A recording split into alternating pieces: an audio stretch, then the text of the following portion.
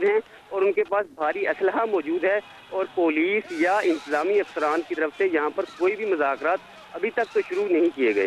जी जामी। और ये जो गुलाम मोहम्मदाबाद का इलाका है, यहाँ पर बावलूम मालिकान और इनके जो मुलाजमीन हैं उनकी ज़्यादा आबादी मौजूद है, और जो जुलूस और ये भी मुजाहरीन मुंतशिर हो रहे हैं, इनमें भी अक्सरियत बावलूम्स के मुलाजमीन की और मालिकान की है दस्तगीर। जी बिल्कुल, गुलामबाद का जो इलाका है वो मजदूर और बिल्कुल मजदूरों का इलाका है। यहाँ पर मजदूर ही ज़्यादा शरीक है इस जो जुलूस निकाला गया है जिसमें ईद मिलादुन नबी के सिलसिले में। इसके अलावा मजहबी तंजीम भी एक शामिल है इसमें। तो जब जैसे मैं पहले बता रहा था कि यहाँ पर गुलामबाद का इलाका है, तो एक इलाके से जुलूस निकाला गया। इसमें लियाकताबाद में जाना था, तो एक चौक कासिम मस्जिद चौक, गोल मस्जिद चौक आता है। तो यहाँ पर एक गिरोह की तरफ से कासिम मस्जिद की जो इंतजामिया है उनकी तरफ से तफजात का इजहार किया गया था कि इस रूट को मंजूर ना किया जाए। उन्होंने पुलिस को, इंतजामी अफसरान यहाँ के जो हैं उनको बाकायदा आगाह किया था कि ये रूट मंजूर ना किया जाए ताकि कोई गैर यकीनी सूरत पैदा ना हो और किसी किस्म का भी तसादम ना हो। लेकिन पुलिस की तरफ से इस रूट की मंजूरी दे दी गई, जिसके बाद आज ये वाक़या पेश आ गया। तो अभी ये गिरोह जो है वो बहुत ज़्यादा मुश्किल है। यहाँ पर जो नौजवान हैं वो भी इसमें शामिल हैं, तो बाकी जो मजहबी उलमा कराम है वो भी इस जो जुलूस है उसमें शामिल हैं। अच्छा, ये अहम बात आपने की है। जो उलमा इकराम हैं जो मुजाहिरीन की क़यादत कर रहे हैं, जो उलमा इकराम उलमा दीन, अब वो कहाँ पर हैं ताकि वो कोई ऐसी खिताब करें इन मुजाहिरीन से, उनको ये समझाने की कोशिश करें कि इश्ताल से काम नहीं लेना चाहिए बल्कि अमन अमान से रहना चाहिए। ऐसी कोई काबिश हो रही है यहाँ पर, या इसका कोई इम्कान नज़र नहीं आ रहा हालात की वजह से? बिल्कुल बिल्कुल आपकी बात ठीक है। यहाँ पर उलमा कराम मौजूद हैं, जो जुलूस है उनकी जो नुमाइंदगी कर रहे हैं, लेकिन पुलिस या इंतजामी अफसरान की तरफ से कोई इनके साथ मुज़ाकरात करने के लिए आएगा तो फिर ही ये जो मुज़ाकरात करने के लिए तैयार होंगे और कोई बात तय होगी इनके दरमियान। लेकिन पुलिस और इंतजामिया की तरफ से कोई भी यहाँ पर नहीं पहुँचा, इस वजह से इनके साथ मुज़ाकरात अभी तक तो नहीं हो पा रहे। तो जो जुलूस है वो अब चलना शुरू हो गया है और पुलिस की और मजीद गाड़ियां जो हैं, एलीट फोर्स कमांडोज बुलवाए जा रहे हैं ताकि इस जुलूस को रोका जाए। लेकिन अगर जो जिम्मेदारान अफसरान यहाँ पर मौका पर पहुंचे और इनसे मुज़ाकरात कर लिए जाएं तो इस कशीदा सूरत हाल पर काबू पाया जा सकता है। थाने के अंदर की जो सूरत हाल थी उस पर किस हद तक काबू पाया गया है? इस थाने, जैसे मैं बता रहा कि थाने पर अभी तक 75% जो काबू पा लिया गया है और मुजाहरीन हैं उनको मुंतशिर करने में पुलिस कामयाब हो गई है। लेकिन अब जो दूसरा मंजर यहाँ पर कासिम मस्जिद के सामने है वो बाहर की सूरत हाल ज्यादा खीदा है। यहाँ पर जो मुजाहरीन हैं उन्होंने अब चलना शुरू कर दिया है। ये एक बार फिर से एक्सप्रेस न्यूज़ देखने वालों को हम अपडेट करते चलें कि एक जुलूस 12 रबीउल अव्वल के सिलसिले में गुजर रहा था और जब एक मस्जिद के करीब पहुंचे तो वहां इतराफ़ से फायरिंग की गई इस जुलूस पर। 2 अफराद वहां पर ज़ख्मी हो गए, जिसके बाद जुलूस के शुरका मुश्तइल हो गए। उन्होंने पास ही थाना गुलाम मोहम्मदाबाद का रुख किया और वहां जाकर थाने का रिकॉर्ड, थाने के अंदर मौजूद गाड़ियाँ, मोटरसाइकिलें और थाने की इमारत को आग लगा दी। वहाँ पर पथराव किया और थाने की इमारत में तोड़ फोड़ की, जिसके बाद फैसलाबाद की जो पुलिस है वो हरकत में आई और उन्होंने फिर इतराफ़ से इन मुजाहिरीन को मुंतशिर करने की कोशिश की।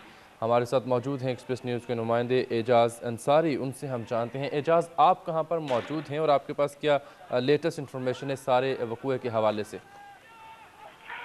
मैं गुलाम मोहम्मदाबाद थाना की बिल्डिंग के अंदर हूँ, जिसकी अकब पे पुलिस की जो गाड़ियां थी ना, तकरीबन 200 से ज़ायद गाड़ियां हैं जो पुलिस ने कब्जा में ले रखी थी। मसरूका माल भी से कहते हैं, मसरूका बाज़याफ्ता माल। तो इन गाड़ियों को मुजाहिरीन ने आग लगाई है। उसके बाद रेस्क्यू 112 की टीम आई है और उन्होंने आग बुझाने की कोशिश की है। इसी दौरान मुजाहिरीन ने उस पर पथराव किया है, जिस वजह से 1122 के हमले को अपना ऑपरेशन रोकना पड़ा है। और 10 मिनट के बाद अब दोबारा आग बुझाने की कोशिश की जा रही है। तो थाने के अंदर आप मौजूद हैं एजाज़, तो किस हद तक नुकसान हुआ है वहाँ पर थाने की इमारत को? और कहा जा रहा है कि मुजाहिरीन अंदर घुस गए और रिकॉर्ड को भी जला दिया थाने के। जी, थाने के रिकॉर्ड को भी जलाया गया है और मुख्तलिफ कमरों में तोड़ फोड़ की गई है। ज़्यादा नुकसान जो मशरूका जो गाड़ियाँ थी उनका हुआ है। ये जिला भर की जो है ना पुलिस की रिकवरी होती है। ये लाखों रुपए, करोड़ों रुपए मारियत की गाड़ियाँ हैं और इनकी तादाद जो है ना 200 से ज़ायद है। और पुलिस की तरफ से बर वक्त जो है ना मुजाहिरीन को मुंतशिर ना करने की वजह से ये तमाम गाड़ियां तबाह हुई हैं। एजाज, ये बताएं कि जब ये मुजाहिरीन मुश्तइल होकर थाना गुलाम मोहम्मदाबाद की जानिब आए और आग लगाने की कोशिश की, तो क्या थाने के अंदर पुलिस मौजूद नहीं थी? जी, बहुत सारी नफरी जो थी ना वो मौके पे जहाँ पे पहले जुलूस पे फायरिंग हुई थी उधर चली गई थी।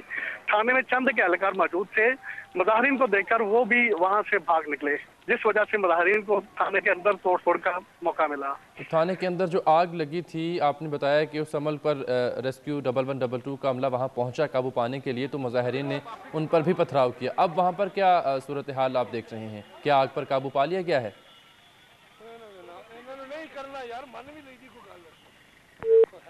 एजाज अंसारी एक्सप्रेस न्यूज़ के नुमाइंदे अभी थाना गुलाम मोहम्मदाबाद में मौजूद हैं। वो हमें बता रहे थे कि गुलाम मोहम्मदाबाद थाने की हदूद में मौजूद जो मसरूका माल होता है, जो पुलिस ने पकड़ा होता है मुल्ज़िमान से, जिसमें गाड़ियाँ थीं बहुत बड़ी तादाद में, उनको मोटरसाइकिलों को आग लगा दी इन मुश्तइल मुजाहिरीन ने।